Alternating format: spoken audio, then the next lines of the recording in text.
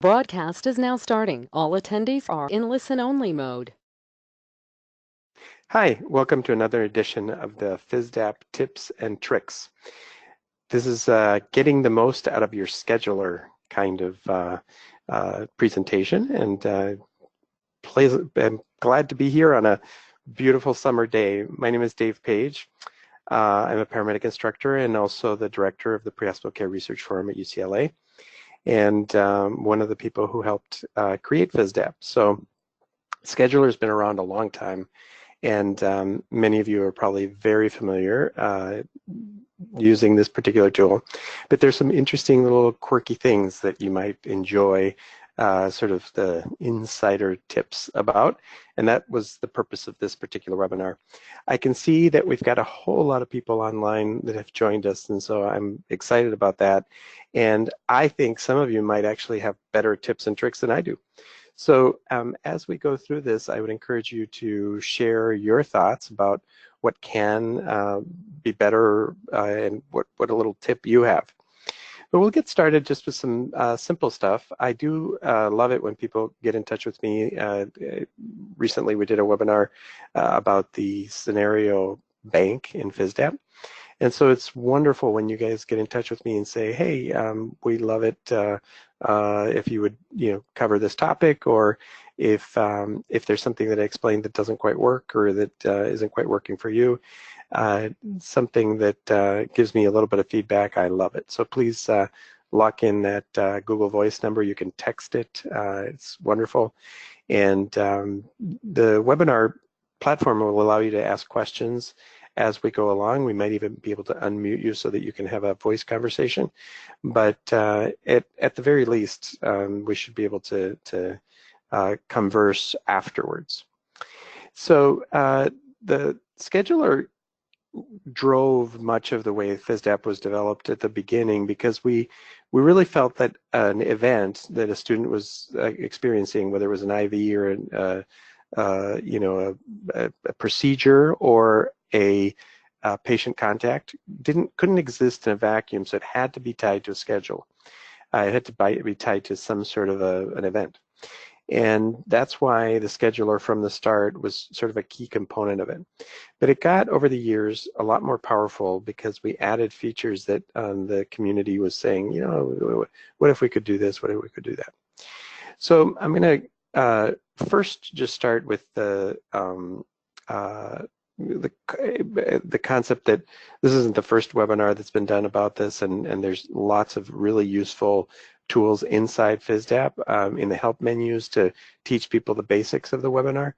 But I am going to begin with just that first view of what you see when you first log in. And if you're familiar with the My Fisdap login screen, you'll see that right away you have a list of your shifts. If you're seeing your inbox when you first log in, just click on calendar, so you'll be able to see the list of shifts of what's going on today. I like this view. This is a view of today at UCLA, and it gives me, I covered up some of the names so that we keep a little semblance of privacy, and it gives me a sense of kind of what's happening today. A little bit of an orientation in case you're not familiar with this, but the little hat means it's a student entered shift. The red door means that it's already selected or somebody's in it. The clock means that it's a shift that has been entered by an instructor. And so that tells me that it's something that people either sign up to or assign to. And if you choose to, right within that screen, you can actually click on the shift.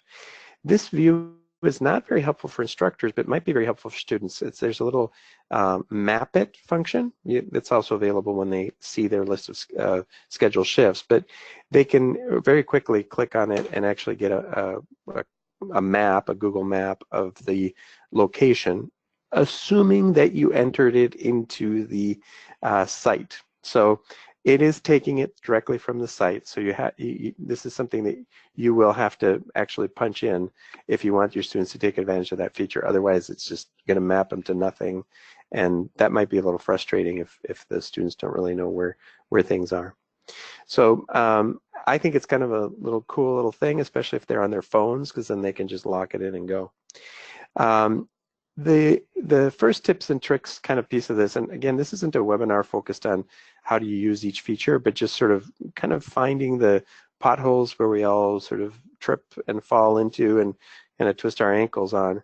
This one is a very common trip. So it's happened to me more times than I can count. We log in and we see nothing. And so right away we're like, oh, what happened to all of our shifts? This is a tragedy. And so this is just a very common problem, and it has to do with these filters up here.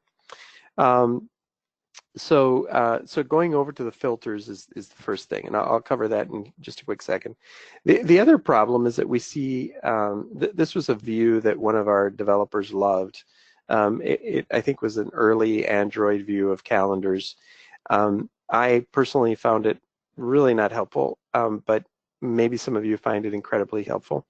And it's the default view of this overall calendar.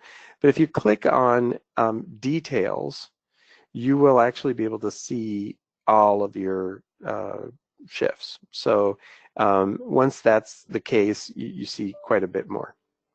And I'll show you then, how you can see those. But the other problem we've got is the filters, and that is a common problem. The filters, once you start digging into, I just want to see this hospital or this field site, and I just want to see who's over at station 21, and I just want to see the students that are in cohort number 52. It remembers all that. So when you return, it's not going to give you everything. It's going to give you exactly what you had focused in on before. It's very common for the students to actually set these incorrectly and not see any available shifts or only see their chosen shifts. So this is one of those things that in orientation we really need to cover with the students. Otherwise, it is very common for them to say, there were no available shifts. I couldn't go to my clinicals because I just couldn't find any shifts. So this is one of those elements that's kind of key, and it's a very powerful setting. It's got a little box here for hide shifts that are invisible to students. So if it's invisible to a student, you can kind of see what the students are seeing. But I always recommend having a demo account that's the student account, so you can log in and actually look at what the students are seeing. We also have a little ubiquitous button down near the green go button that says reset your filters. I often click that button just to start over from the top because I'm not exactly sure where all of the different elements are, and I've maybe already limited my view, and then I'm not sure what I limited it to last time that I logged in. So it's helpful to just start fresh and just hit reset and go, okay, now, am I looking for the EMTs or the paramedics? Am I looking for the shifts that are occurring at this particular venue, or is it some other preceptor that I'm looking for? So these are definitely, I think, settings that you will want to be familiar with because those filters make all the difference in the world.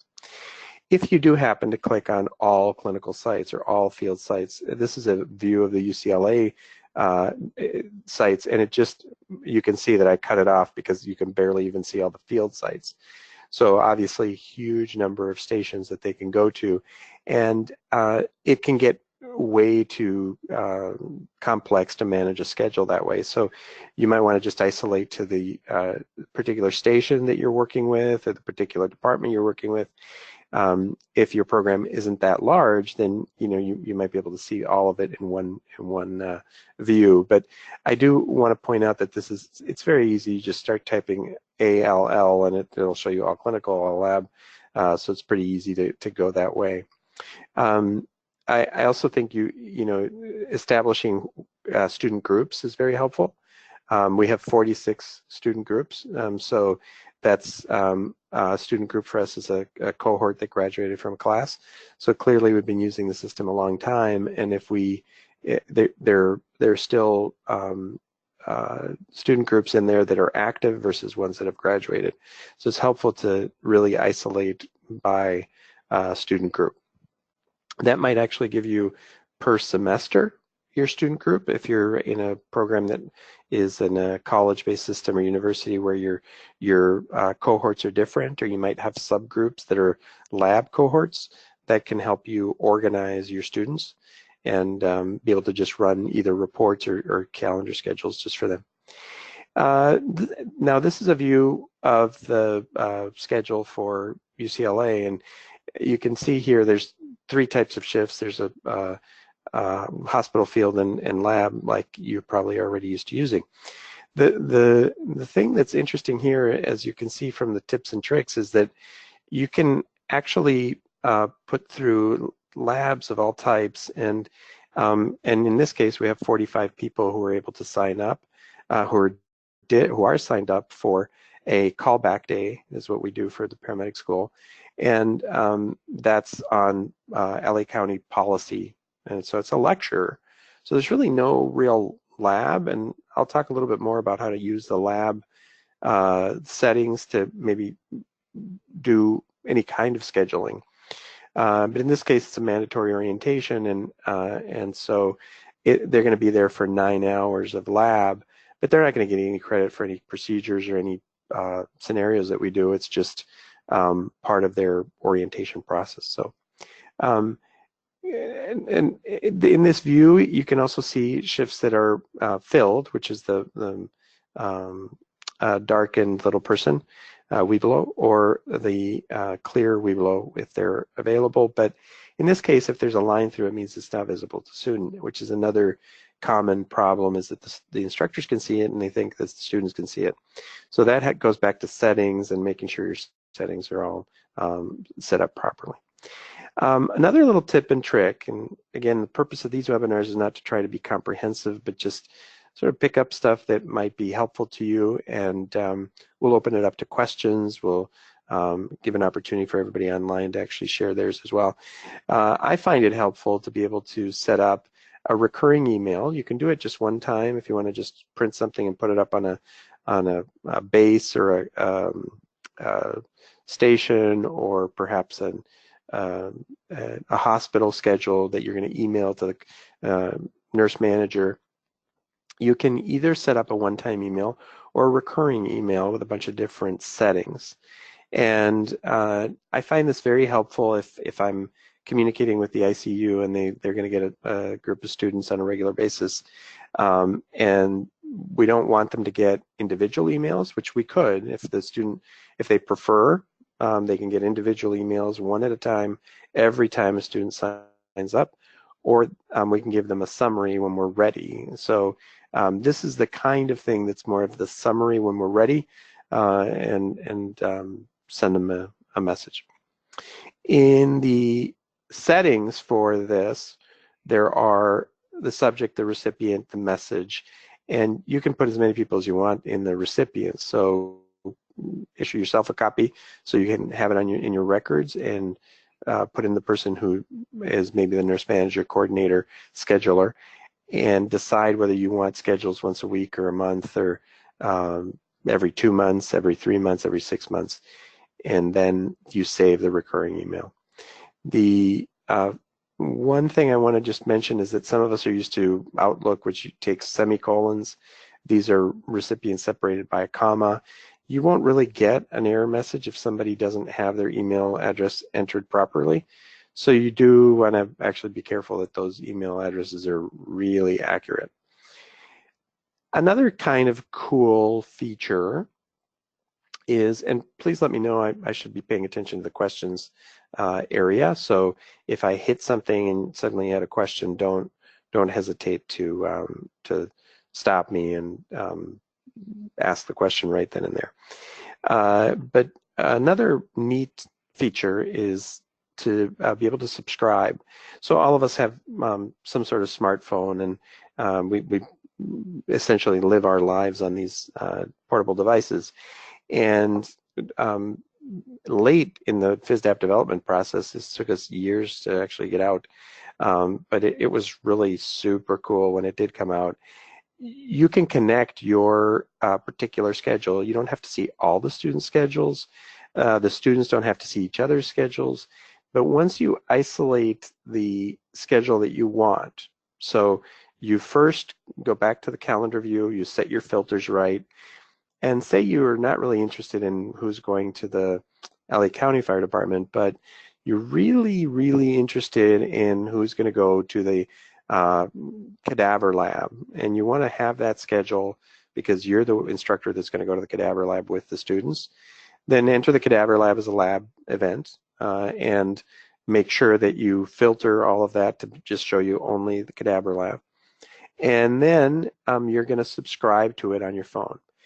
So that link will allow any one of those apps to connect to it, and it will show up on your native calendar app. Again, it might not be the kind of thing where you want to see everybody's schedule because that could get really crowded in your calendar. But if there's, say, for example, office hours, and you want people to sign up for your office hours, that's one way for you to keep track of the calendar and who's coming, who's not. All right, shared scheduler. So incredibly powerful tool. It actually, if two programs, two colleges, universities, doesn't matter who, are using the same site. So, this is in the graphic here, a hospital site.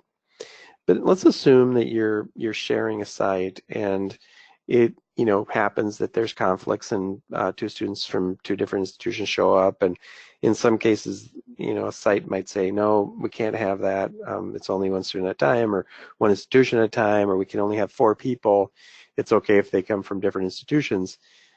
In the past, at least in our neck of the woods, hospitals would have to say, well, from January to June, this is who gets the ER, and then from June to August, this is who gets the ER. And there might have been plenty of open shifts that another institution didn't use, but we couldn't access them. So the concept was, let the hospital say what's available. They can actually set a priority and say, we really work with our internal program first, but once our students are taken care of, we can open it up to anybody else. And then people who have the shared scheduler can then join in on that network, if you will. The students select a shift. It can either be first come, first serve, or limited to just the students that are from that institution. So it still gives the power for the hospitals to say only those students can do it. There's no cost to the shared scheduler, and there's no cost to the institution. So the hospitals don't have to pay anything to get it shared. It's just included in the price of the accounts for the students. So if an ambulance service, whatever it is, LA County has riders from multiple institutions, wants to see and manage that schedule, or if we want to manage the schedule for them so that we're going to set it up and then we'll be able to share it with other institutions, they can have a single place where they can see all of the different students from different schools. It's not a feature that you turn on by yourself. So you have to call and get help, and somebody from the main Fisdap line, the helpline, will get you set up so that if there's already a shared network, you're jumping into it. If there's already a couple of people sharing a site, it's pretty commonplace for Fisdap to have to double check with the other partners to say, this site would like to share schedules, is that something that you're going to be comfortable with? And so the contact person in that list gets a phone call saying, is that all right?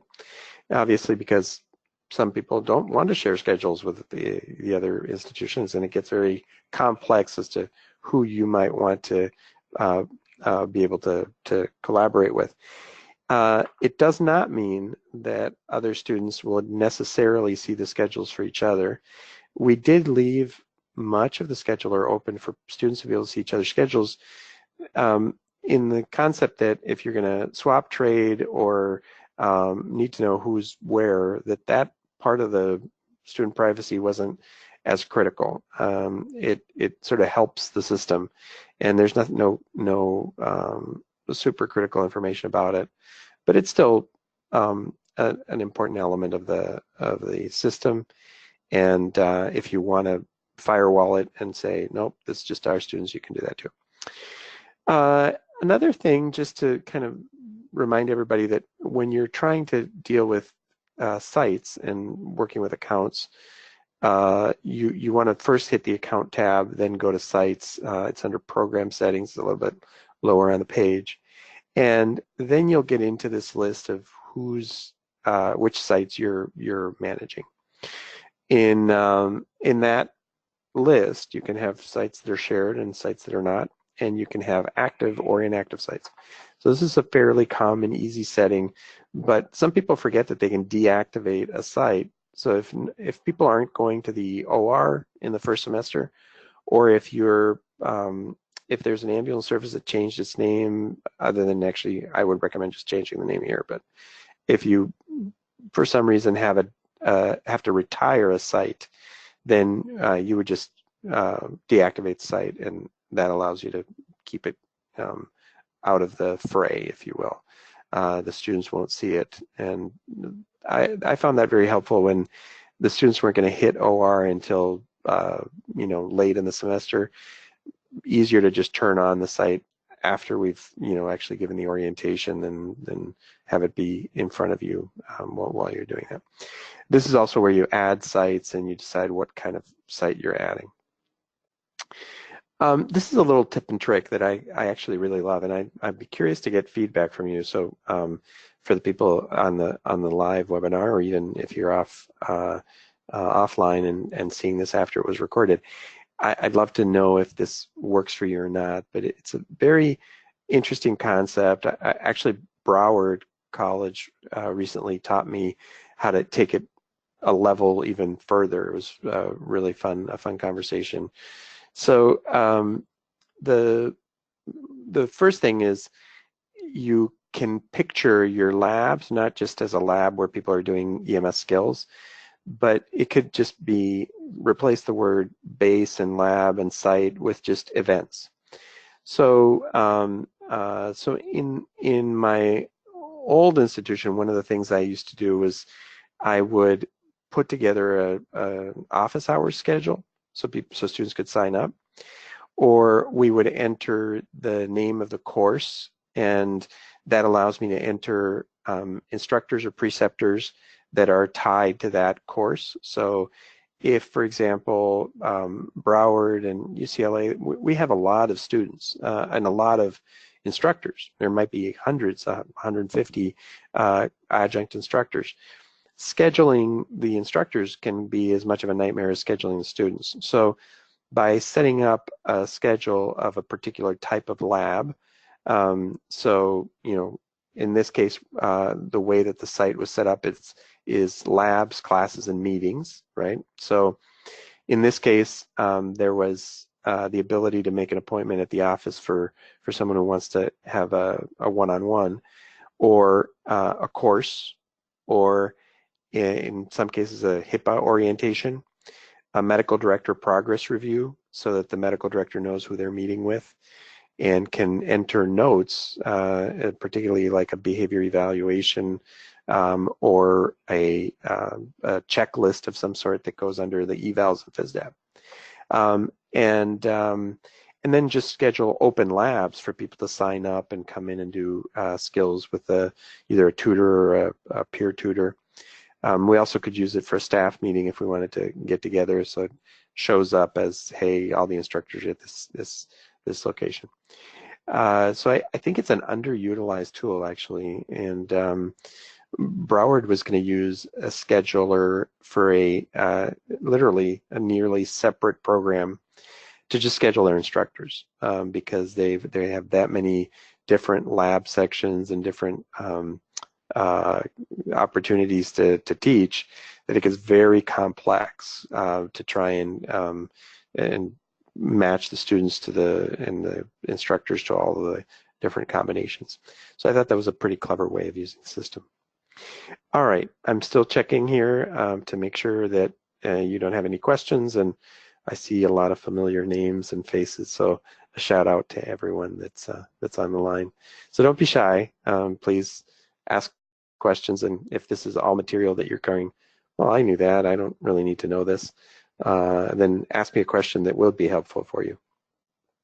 So it, I did want to go through a little bit of the process to enter a new shift, and for that, what I'm going to try to do, we'll see if I'm successful, is I'm going to try to share my screen, and this is always tricky because when I do this, I may break all of my GoToWebinar skills.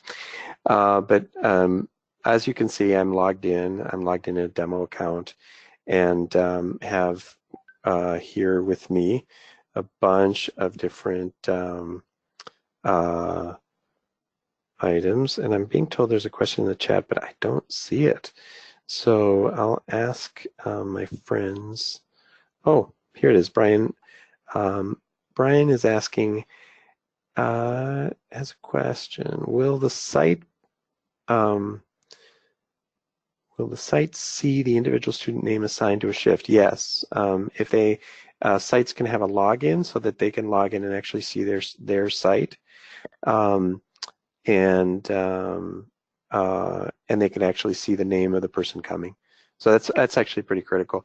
If you create a calendar where you obfuscate the names, then you could send a generic calendar with no names.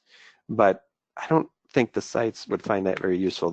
Most of them want to know it's actually Dave who's going to show up, and when Dave sends John to do his own clinical, then it's kind of a problem.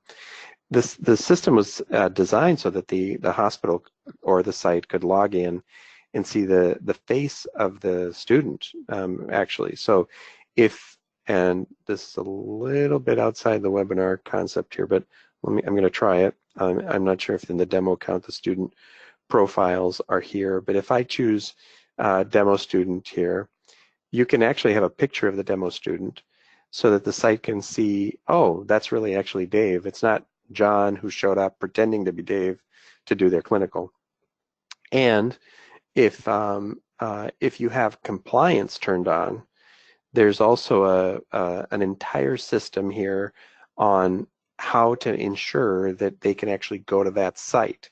So compliance settings are an entirely other webinar that we should do for tips and tricks, but this allows you to set up assigned compliance. For example, if they're going to go to a morgue and they have to do an orientation and sign a particular form that says that they agree to be confidential about the body and the respect and human factors involved in that, then that could be in the compliance settings. And then once they completed the online orientation or the in-person orientation, they would be compliant to be able to go to that particular clinical.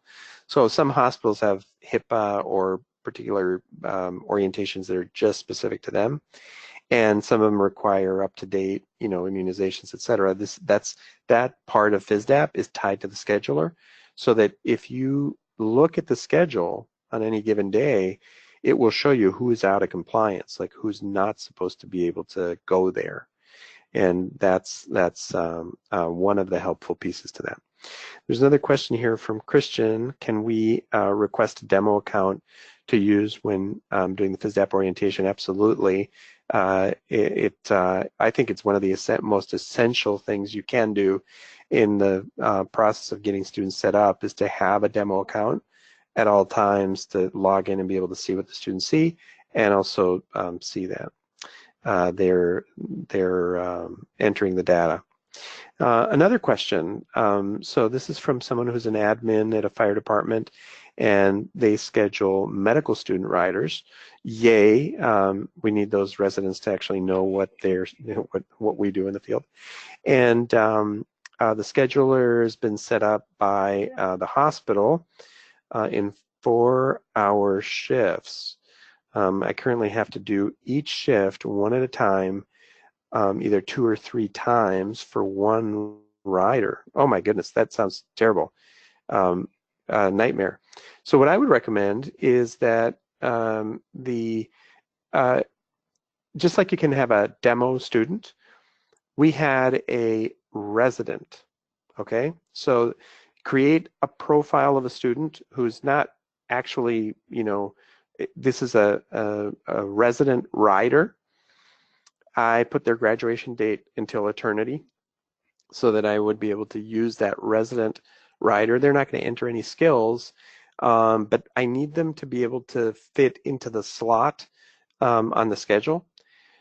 So use one account to just call it resident number one. And if you need to change the name on the account, you can. I don't know that it allows you to do that. I used to enter it in the notes.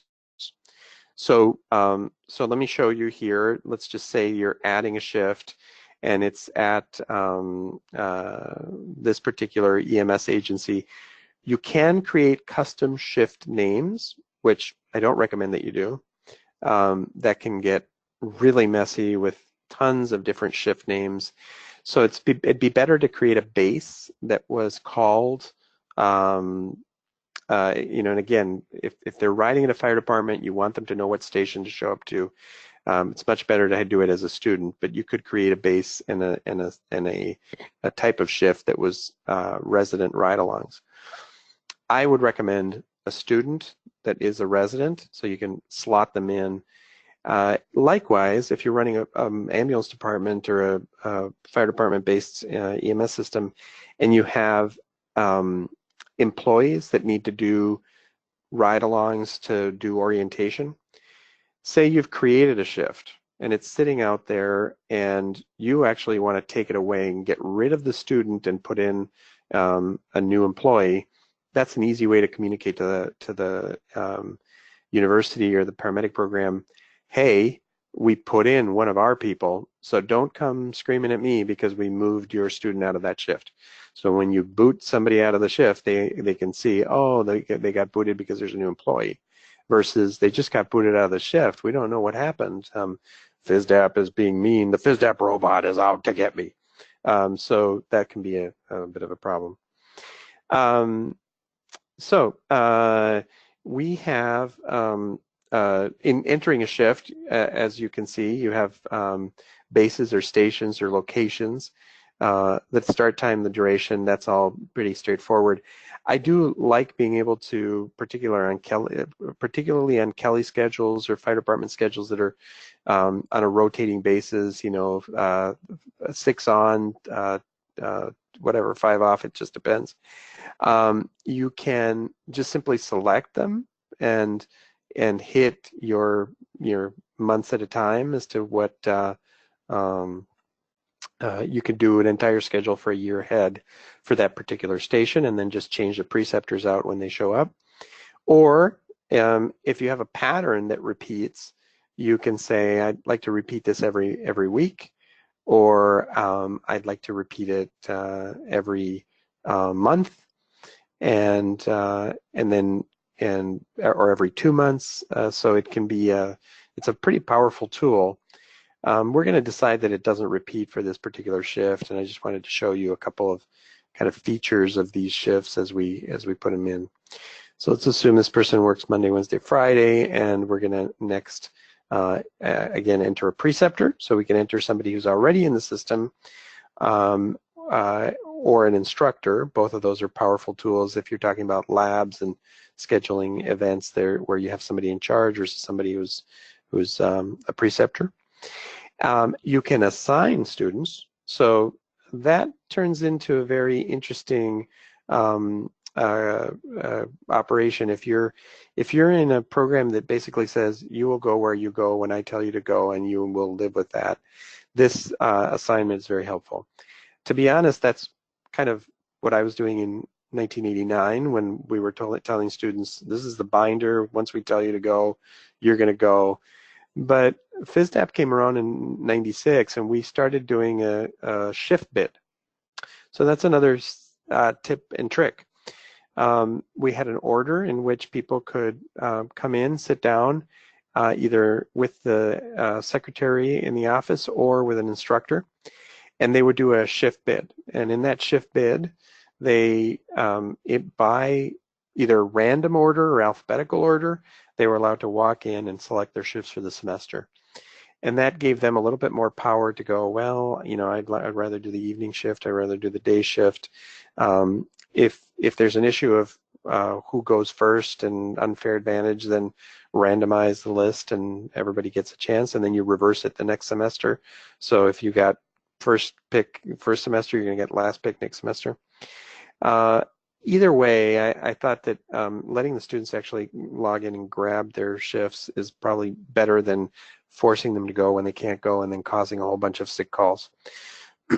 So you can decide the students cannot sign up for this shift or can, so that you can open it when you want to, or you can actually open it based on a calendar and say, I don't want them to see this shift until I've explained this and they've gone through an orientation, and they can start seeing the shift basically in September.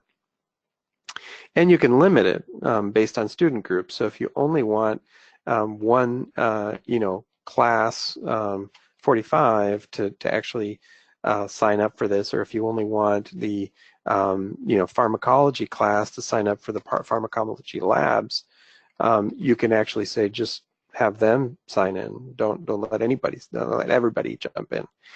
I think that's extremely helpful. And if you have two groups that are completely different, so say you want just the EMTs in your lab to be able to go to one site, you can also limit it by that. You can also have multiple sign-up windows. So let's assume that the paramedics go first. So we're going to start with the paramedics, and they have a window from September 1st, and that we're going to give them 2 weeks to sign up. But then after September, let's just say the 24th, give us a week to recover, the EMTs and AEMTs will be able to sign up for that. So there's another kind of, let's take advantage of the shifts and fill the shifts as we can. Another powerful feature, and again, please let me know if these are helpful tips. If these are things that you kind of already knew, then it's kind of a waste of a webinar. But in the edit function, you can decide if they can simply drop this shift, and then you can decide if it's with or without permission. So there are some things like, I don't want to come to open lab, I just want to drop that shift, that I don't really care about. If they don't want to come to open lab, don't bother me. But if they're not going to go to the morgue and I'm going to have a different, pattern for that cadaver lab, then I really care that they don't get to go. And so I would say, make sure you get permission. Excuse me. If you'd like someone to just take your shift for you, so the student is able to say, hey, Joe, I can't go, can you take this one for me? Then no problem. We can say, cover that with or without permission. As long as you get somebody to cover it and we're taking advantage of the opportunity, I don't care if you're the one that goes or not, but at least somebody went and got their hours. Then last but not least, there's a swap, and that is an even Steven swap. I'm gonna swap my cadaver lab for your cadaver lab, and again, that's with or without permission. So if you don't care if this is particularly helpful for fire schedules where you have people going, I worked for so-and-so, so instead of coming on the A shift day, I'm going to come on the B shift day. Okay, and then they just swap with each other, and you have a view of who's coming and who's not coming. It can get pretty crazy. So there is a window where you can get permissions.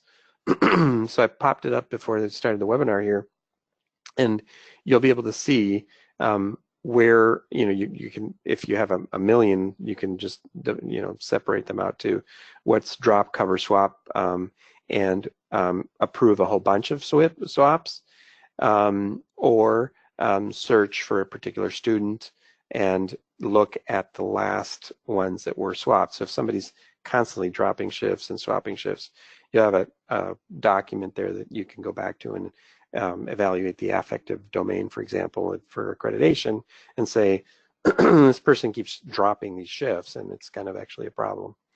So instructors tend to short circuit this. They just go into the schedule and they take the person out. So if I go to the scheduler and I just do the change for the student, well, that's kind of nice for the student, but frankly, I think it's probably best if the student actually requests a drop and then you approve the drop, or don't approve it, depending on what the shift is. You can see, I hope you can see in my, maybe if I make this bigger, yeah, it did let me make this bigger. You can see that by clicking on the shift in the scheduler, you have these filled slots, and you can definitely drop, cover, swap. Here are none of them are allowed, but by clicking on the little negative sign, I can just drop the student from that shift. I do like going to the assign and drop screen. And by the way, this history screen is always really helpful. Who created the shift? Who assigned the shift? So there's no pretending that I didn't delete that shift, or I didn't add that shift.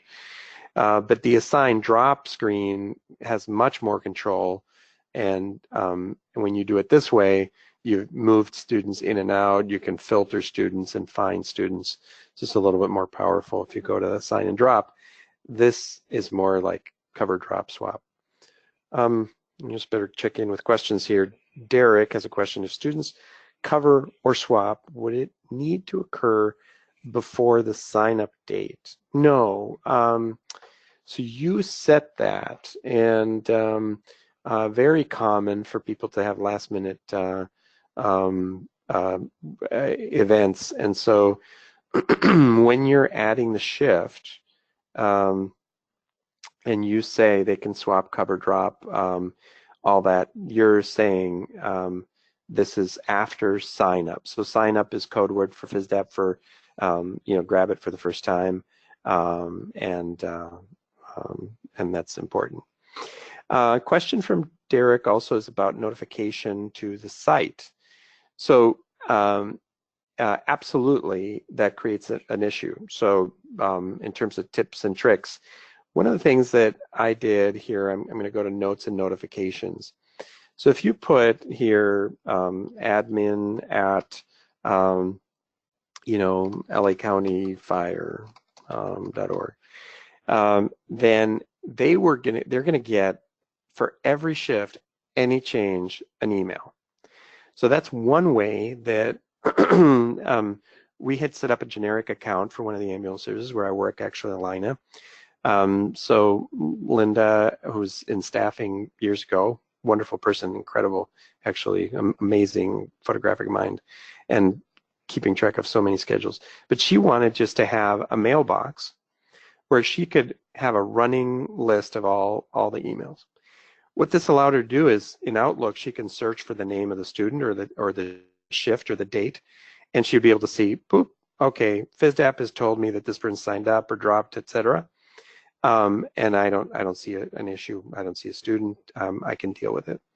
So we managed the schedule that way for her. She got emails from the Fisdap robot every day, every time a student, was grabbing the shift or dropping the shift. You can also notify the preceptor on that shift. So if you want Jose at station 51 to get whatever their email is, LA County, to get their notification of who's coming, they'll get a notification if somebody picks it up, they drop it, they swap it, they do anything to it.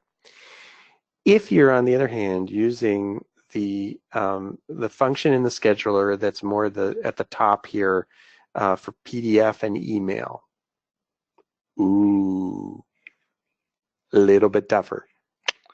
That is in a recurring email. If it recurs after the swap has been done, it'll be updated. But in between the recurrence, it doesn't know there's been a change. I'm going to send it out again. So you have to decide, is this kind of if it's recurring, am I going to do this like on a daily basis? There'll be a new schedule sent out. So I think it's probably best to talk to your clinical sites, figure out what's best for them. Do you want an individual email for every student who ever signs up? Do you want a nice little printed schedule, but it might be out of date a little bit? Or you're going to have to say to the students, when you drop them with permission, I'm going to reissue a schedule or send another calendar. Or you can just say, like many people do, you cannot trade, drop, or swap because I don't want to send another schedule. Once we send the schedule over, that's it. Trades and drops are done, and I'm removing them from the schedule. All right.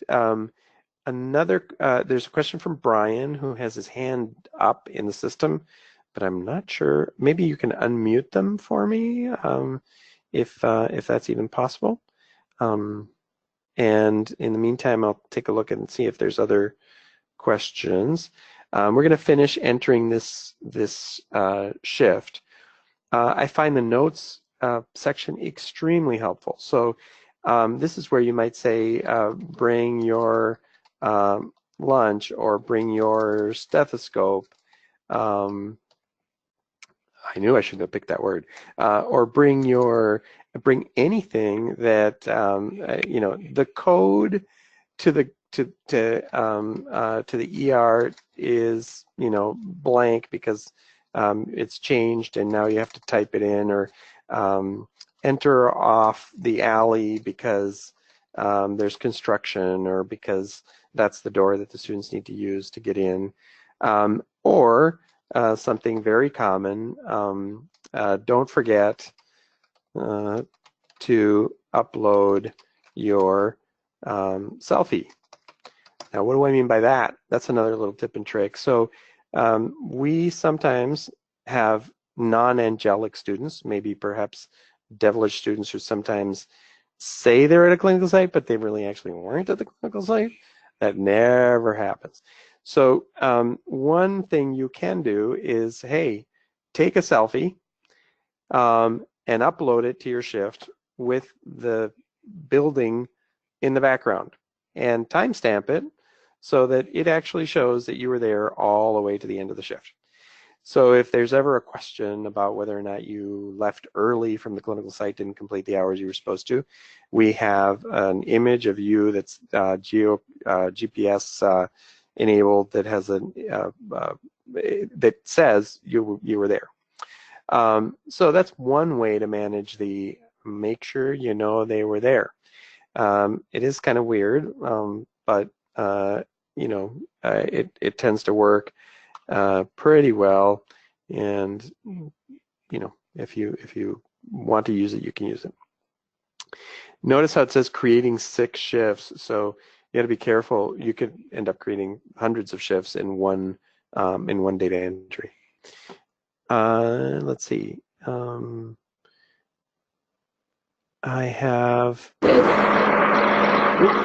I hear something. Is that Brian?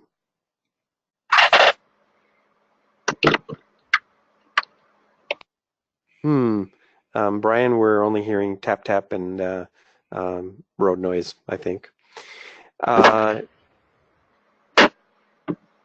We might have to mute you again if we don't hear a voice, actually. Okay. Well, we'll sort that out, and if Brian, you want to type your question in the chat session, that'd be great. Otherwise, can you hear us? Yeah, no. A couple of other. Brian said he doesn't have a microphone. Oh, no wonder. Well, then he's going to have to type his question because he had his hand up. So he should come up with a really good question. You in kindergarten, when kids raise their hand and you go, okay, what's your question? They go, oh, I forgot. Okay. So Brian better come up with a good one. Now, in terms of scheduling and managing the schedule, I think we've covered quite a few different sort of tips and tricks. If anybody's having particular issues or problems, I'd love to see that in the chat room so that we could address maybe a particular type of question you might have on the scheduler. it's an incredibly powerful tool. And so when you go into shift requests, recurring emails, subscriptions, settings, all these are very, very useful. The last tip and trick that maybe we can for sure cover is whether or not the students can, by default, add shifts. And so you can do this per site, or per type, but not per site. So, for example, I do want them to be able to practice anytime they want. So I would say, definitely adding field shifts is something that we want them to be able to do. And so if they can create, I just need to make sure I'm not in the live. Yeah, this is the demo. So students can create lab shifts, and students can sign up for shifts that already exist. That to me is extremely helpful. In these settings is where you're going to manage sites and also manage requirements. So back to compliance and whether or not there are, it says here requirements, but it's the same features compliance. You can decide, okay, they need to have passed physical agility before they go ride on the ambulance, or they need to be in their final phase of their internship in order to go to ride with this particular preceptor. So it's pretty helpful. And in the defaults here, you can decide, look, I'm always going to ask the students to be able to, always going to allow students to be able to drop lab shifts without permission because I don't care. So those are a few features that are sort of overall in the system. And we'll schedule a different webinar to talk about compliance and requirement tracking. Question is from Brian. Thank you, Brian. Does the schedule track dropped shifts for the duration? Yeah. So back where I showed you this list, pending requests, completed requests, you can you will see a running tab of all the dropped shifts, and that again is a great way for you to kind of keep track of an affective domain kind of requirement, which is you can't just no show or not schedule. I do think it's helpful when you have in the skills and patient care shift list, and you have a particular student and you can see that they were on time, or perhaps make an edit here that they no, that's not it, that they were late or didn't attend. I'm not sure why I can't make that edit, but you should be able to mark the shift as late or no show, and they can do that as well. So that's a very useful tool.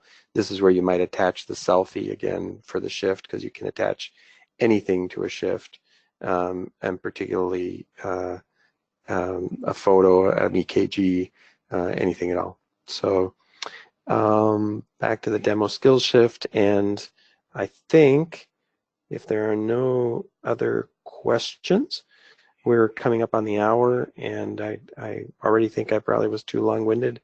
I hope this was helpful, and I really, really want you to contact me with questions if you have any. I think it's incredibly important to keep the communication channels open. One